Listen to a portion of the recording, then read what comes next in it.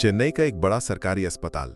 यहाँ हमेशा दवाइयों की गंध, मरीजों की हल्की कराहटें और डॉक्टरों व नर्सों की भागदौड़ का माहौल रहता है।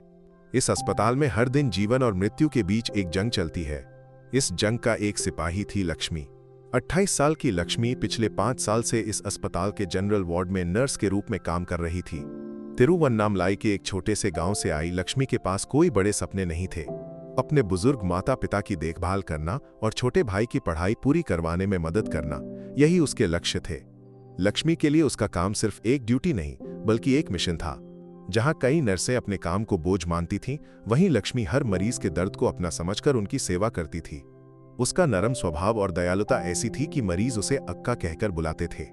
लेकिन अस्पताल का सख्त सिस्टम और कुछ कर्मचारियों का कठोर व्यवहार उसे अक्सर दुखी करता था, खासकर तब जब लावारिस मरीज आते थे। लावारिस मरीज यानी वो इंसान जिसे इस दुनिया में कोई नहीं चाहता। ना नाम, ना पता, ना कोई रिश्तेदार। ऐसे मरीजों को अस्पताल के एक कोने में बिस्तर पर लिटा दिया जाता और उन पर कोई खास ध्यान नहीं देता। 1 महीने पहले ऐसा ही एक मरीज आया। एक पार्क की बेंच पर बेहोश पड़े उस व्यक्ति को पुलिस ने ढूंढा। करीब 70 साल के एक बुजुर्ग। कपड़े ठीक थे लेकिन उनकी हालत बहुत खराब थी। उनकी पहचान के लिए कोई जानकारी नहीं थी। डॉक्टरों ने कहा कि उन्हें ब्रेन हेमरेज हुआ है और वे गहरे कोमा में हैं। जीवित रहने की संभावना बहुत कम थी। लावारिस मानकर उन्हें वार्ड के सबसे आखिरी बिस्तर बेड नंबर 24 पर लिटा दिया गया। दूसरों के लिए वे सिर्फ बेड नंबर 24 थे, लेकिन लक्ष्मी के लिए वे एक लाचार इंसान थे। उस बुजुर्ग के चेहरे की झुर्रियों में लक्ष्मी को अपने गांव के पिता का चेहरा नजर आया। उस पल से लक्ष्मी ने उनकी जिम्मेदारी ले ली।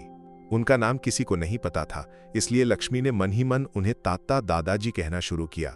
ड्यूटी खत्म होने के बाद भी वो घंटों तात्ता के पास बैठती, उनके शरीर को स्पंज से साफ करती, कपड़े बदलती और ट्यूब के जरिए खाना समय पर देती।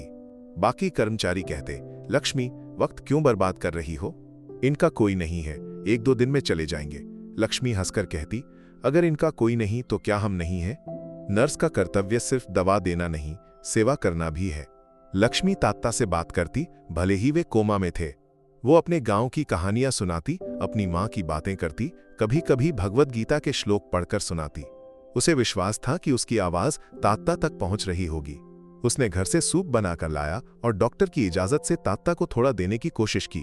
अपनी छोटी सी तनख्वाह से पैसे बचाकर तात्ता के लिए एक नया कंबल और साफ कपड़े खरीदे। 1 महीना बीत गया। तात्ता की हालत में कोई बदलाव नहीं था। वे अब भी कोमा में थे, सिर्फ सांस चल रही थी, शरीर बेजान सा था।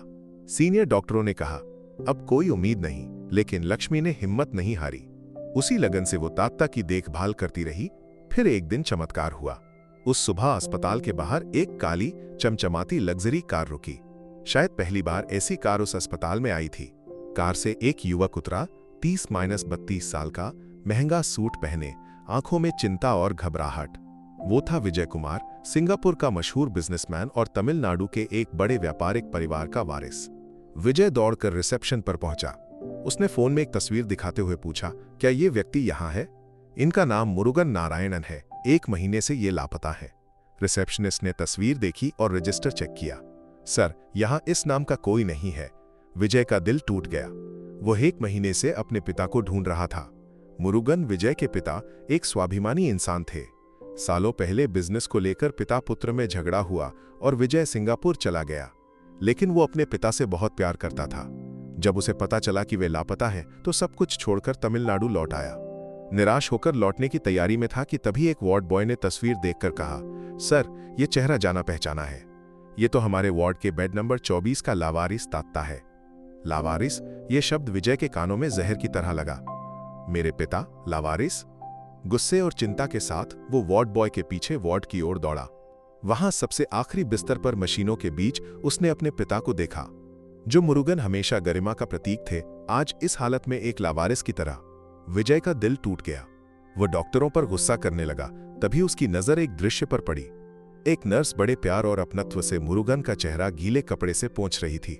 वो धीरे धीरे बात कर रही थी, तात्ता, आज तुम्हारा चेहरा चमक रहा है। मैंने नए फूल रखे हैं, आंखें खोलकर देखो, ये लक्ष्मी थी। उसने विजय के आने पर ध्यान नहीं दिया, अपने काम में डूबी थी। विजय एक पल रुककर उसे देखता रहा। उसका गुस्सा धीरे धीरे शांत हो गया। तभी वार्ड बॉय ने धीरे से कहा, सर, अगर आपके पिता आज जिंदा हैं तो सिर्फ इस लक्ष्मी अक्का की वजह से। जब सबने उम्मीद छोड़ दी तब भी इसने एक बेटी की तरह उनकी सेवा की। तात्ता नाम भी इसने ही दिया। विजय की आंखें भर आईं।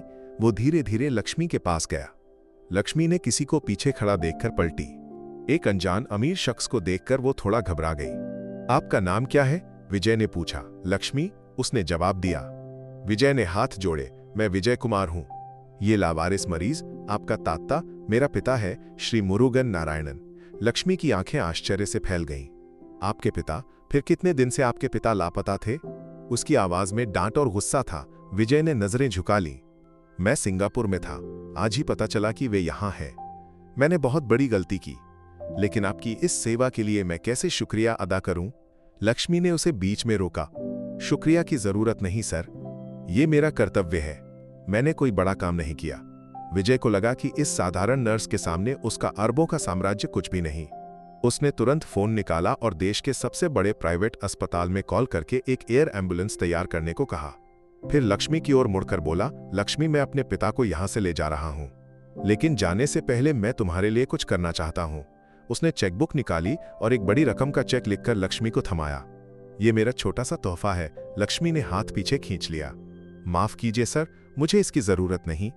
मैंने ये सेवा पैसे के लिए नहीं की। विजय ने जोर दिया, लेकिन ये मेरे मन की शांति के लिए है।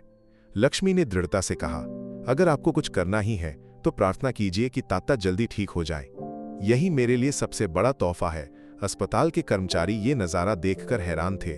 जिस लावारिस मरीज को वे बोझ मानते थे, वो एक बड़ा बिजनेसमैन निकला, और जिसे वे मामूली नर्स समझते थे, वो आज देवी की तरह खड़ी थी। विजय लक्ष्मी की निस्वार्थता के सामने झुक गया। उसने एक पल सोचा और फिर एक ऐसा फैसला लिया जिसने सबको चौंका दिया। उसने अस्पताल के डीन को बुलाया। सर, मैं अपने पिता श्री मुरुगन नारायणन के नाम पर इस शहर में एक चैरिटेबल अस्पताल बनवाना चाहता हूं। वहां हर गरीब और लावारिस मरीज को मुफ्त इलाज मिलेगा। उस अस्पताल का मुख्य ट्रस्टी और हेड एडमिनिस्ट्रेटर लक्ष्मी होगी। लक्ष्मी हैरान रह गई। सर, मैं एक साधारण नर्स हूं, इतनी बड़ी जिम्मेदारी मैं कैसे संभालूंगी? विजय हंसा। लक्ष्मी, जो बिना किसी रिश्ते या उम्मीद के इतनी सेवा कर सकता है, वो दुनिया की सबसे बड़ी जिम्मेदारी भी संभाल सकता है। तुम्हारी इंसानियत ही तुम्हारी सबसे बड़ी योग्यता है। तुम्हारी आगे की पढ़ाई और हॉस्पिटल मैनेजमेंट का कोर्स विदेश में होगा। सारा खर्च मेरा फाउंडेशन उठाएगा। लक्ष्मी के पास कहने को शब्द नहीं थे। उसकी आंखें भर आईं। कुछ महीनों बाद मुरुगन नारायणन पूरी तरह ठीक हो गए। पिता पुत्र के बीच की दूरी मिट गई। उन्होंने लक्ष्मी को बेटी की तरह अपनाया। कुछ साल बाद चेन्नई के दिल में एक शानदार मुरुगन नारायणन चैरिटेबल हॉस्पिटल खड़ा हुआ। उसका डायरेक्टर लक्ष्मी थी। आज भी वो उसी दया और नरमी के साथ मरीजों की सेवा करती है, लेकिन अब उसके कंधों पर हजारों तात्ता और अम्मा की जिम्मेदारी है। इस कहानी से हमें क्या सीख मिलती है? जरा इस कहानी पर गौर करें।